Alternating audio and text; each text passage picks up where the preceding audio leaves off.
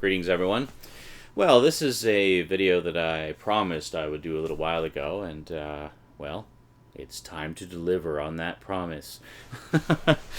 Yeah, I haven't done much about video games for quite some time, and, well, I think it's time we got back to some video game stuff. Just going to sort of ease gently back into it. Yeah.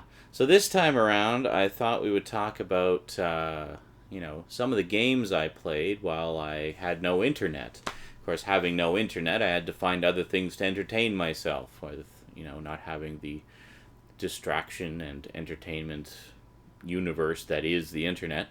So, of course, as I'm sure you can imagine, I had plenty of stuff to choose from to watch, and I also had quite a stack of video games to play that had been sitting on the shelf collecting dust for a while, and I thought, well, this is as good a time as any to actually sit down and play some of them. So today, I thought I'd talk about four PS3 games that I played over the course of those few months, and that's what we're going to talk about today. Games I played while I had no internet, specifically PS3 games, today on the Multimedia Chronicles.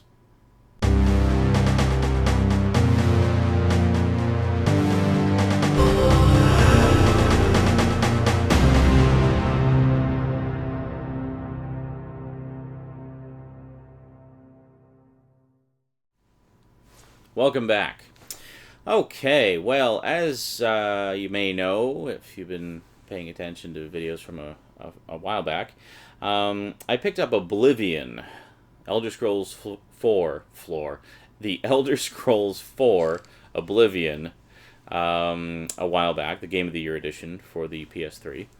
And it was on sale for like $20. I bought it literally, I think, the day after Skyrim came out. So I was like, oh, everybody's playing Skyrim. I should play Oblivion. So I was playing that quite a bit and really enjoying it. But, it's a huge, huge game. And I like to be really thorough when I play those kinds of games. So, I'm actually pretty close to finishing the sort of main story mission, but there's still a lot of side missions and stuff left to do. And God, if you want to just go and close all the Oblivion gates on its own, that's like easily 100 plus hours of gameplay right there alone, just closing all the Oblivion gates. There's 100 Oblivion gates, or 99 or something, but it's a ridiculous number of Oblivion gates.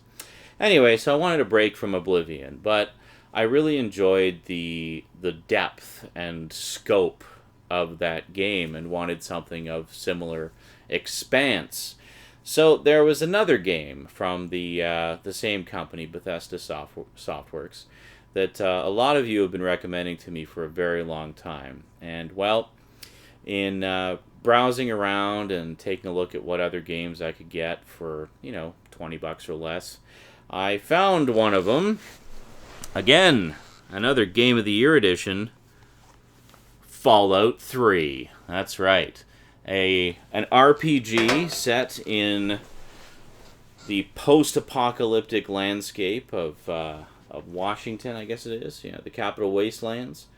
Yeah, so this being the Game of the Year edition, it also includes the 5 expansion packs already part of the game, which is great. So you've got the main game, of course, and then you got all 5 expansion packs, which are pretty sizable missions of their own. You got Operation Anchorage, The Pit, Broken Steel, Point Lookout, and Mothership Zeta.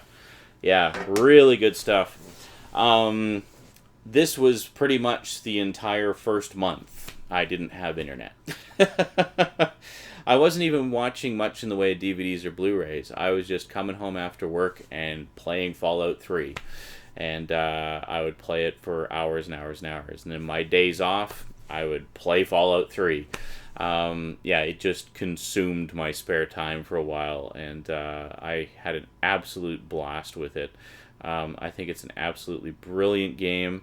Controls were super slick, easy to get a hold of. I love the fact that there's just so much stuff to do and vast environments to explore.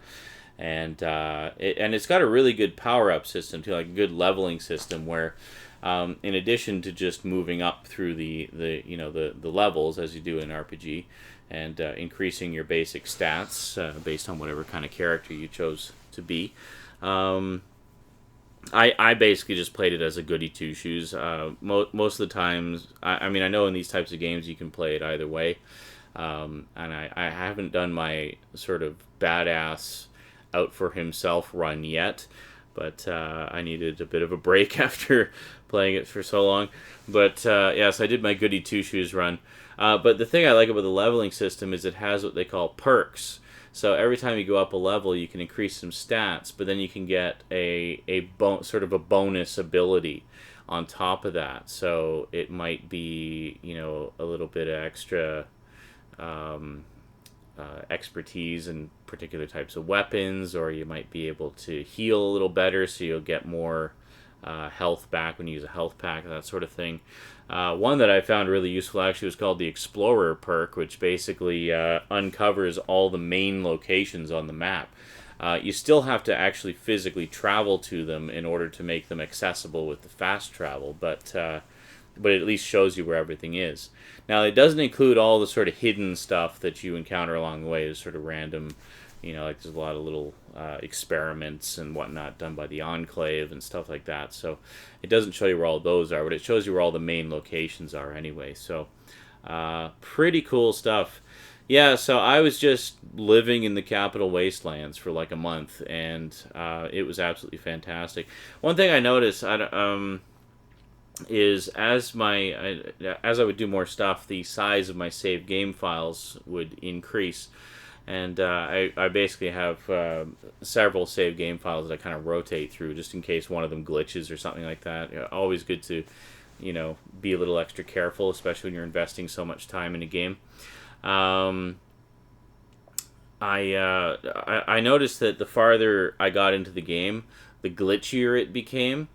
Yeah, Bethesda's games are notoriously glitchy, apparently.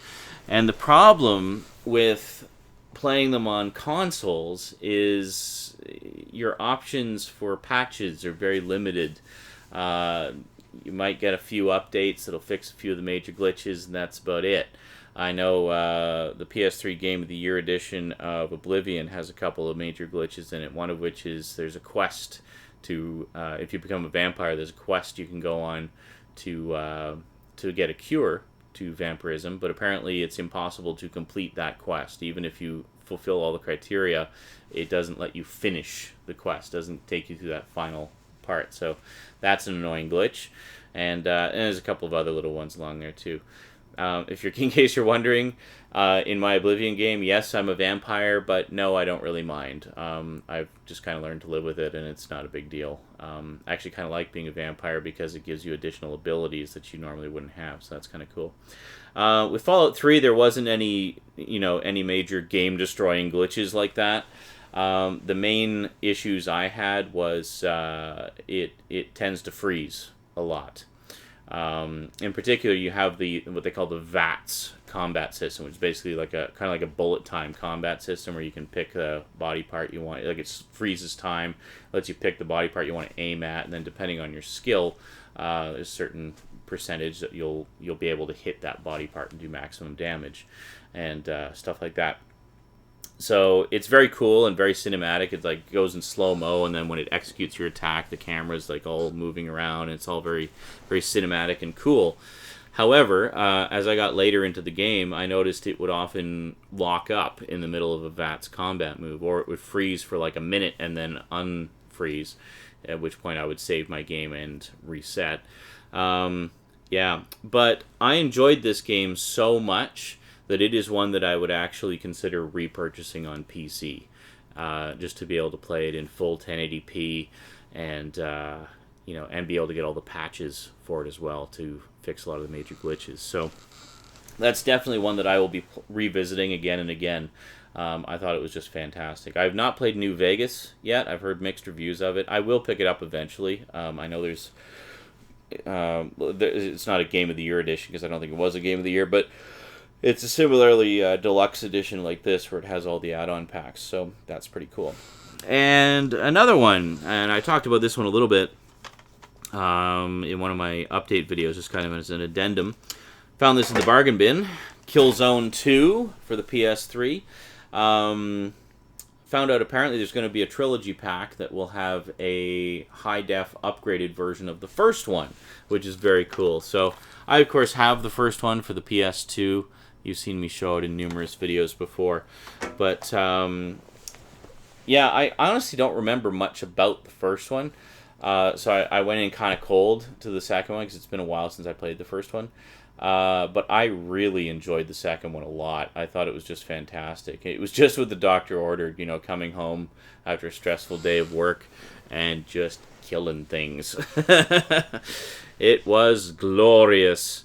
Yeah, it's pretty cool stuff. I really enjoyed it. It's a pretty good length campaign, like the single player campaign. And one thing I noticed is it actually has like actually call it an offline multiplayer mode, where you can play as part of a squad. The rest of your squad is bots, and you can play against other bots and do basically different challenges and whatnot. Or you can actually go online and play with other folks. But of course, not having internet at the time, I couldn't do that. And I'm not much of an online gamer anyway. I don't know, call me antisocial or whatever. I just like to play with myself. But yeah, anyway, Killzone 2, great sci-fi first-person shooter, actioner, lots of challenge, lots of frustration parts of screaming at the screen, trying to deal with a particular boss character or what have you. But yeah, just great fun. I definitely plan to pick up the third one. I'm probably just going to pick up the trilogy set. I actually got this for about $7, so you know I don't mind repurchasing it as part of the trilogy set, mainly to have all three of them together in high def, and I really do want to go back and play the first one, which I could do right now on the PS2, but I figure if there's a high def version coming out, I'll just wait for that and then replay it on that. Yeah, the original Killzone was a later generation PS2 game, so I mean it's one that really pushes the hardware in a lot of ways. I noticed there was a bit of slowdown in that, which you didn't see very often in PS2 games. But some of the later games really pushed the hardware as far as it could go, and I remember Killzone, the original, being one of the best looking first-person shooter games I ever played on the PS2. So yeah, so it's no surprise. I remember the second one when it was actually first announced like the year before the PS3 actually launched. Everybody thought it was going to be a launch title, but it wasn't. It wasn't until a couple of years later that it came out, and they obviously took a lot of time to polish it up, because I mean the environments are just gorgeous. The gameplay is super slick, controls are super slick. It's easily one of the best first-person shooters I've played on PS3, if not the best first-person shooter I played on PS3. Definitely a worthy exclusive title. Well, we've been talking for almost 15 minutes, and we've only talked about 2 games. So maybe we'll talk about the other 2 next time. Let's try to break this up and not have each episode quite so ungodlily long. Yeah, so Fallout 3, fantastic. If you like post-apocalyptic stories, definitely check out Fallout 3. I mean, it's even got Liam Neeson in it as your dad, so how can you go wrong? And Killzone 2, just a fantastic first-person shooter, sci-fi actioner, blood and guts galore, with some pretty solid multiplayer. From what I've heard, I haven't played multiplayer, but apparently it's quite good. But if you're like me and you just enjoy a good meaty single-player campaign, you definitely will not be disappointed with that. It's a lot of fun, and there's a lot of good stuff in there. A lot of good stuff. Good stuff factor of 11. Alrighty, folks, that is it from me to you for now. So until next time, we'll talk about the other 2 PS3 games I was playing on my impromptu break from the internet. That's it. So until then, thanks for watching, and sayonara.